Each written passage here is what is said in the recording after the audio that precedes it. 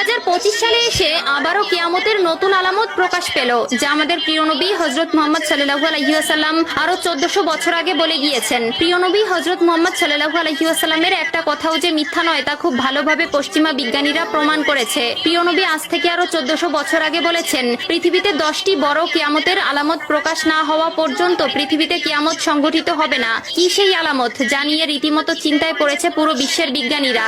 আপনি যদি একজন মুসলিম হয়ে থাকেন তবে ভুলেও ভিডিওটি এড়িয়ে যাবেন না, কারণ আমরা আজকে আপনাদের জানাতে চলেছি প্রকাশিত হওয়া সেই কিয়ামতের আলামত সম্পর্কে। আর আপনি যদি আমাদের প্রিয় নবী হযরত মুহাম্মদ সাল্লাল্লাহু আলাইহি ওয়াসাল্লামকে ভালোবেসে থাকেন তবে অবশ্যই কমেন্ট বক্সে আলহামদুলিল্লাহ কমেন্ট করবেন আর ভিডিওটি শেয়ার করে দিতে ভুলবেন না, কারণ আপনার একটি শেয়ারে আরো অনেক মুসলিম ভাই ও বোনেরা কিয়ামতের এই আলামত সম্পর্কে জানার সুযোগ পাবে। তো চলুন বেশি কথা না বলে শুরু করা যাক আজকের এই ভিডিও।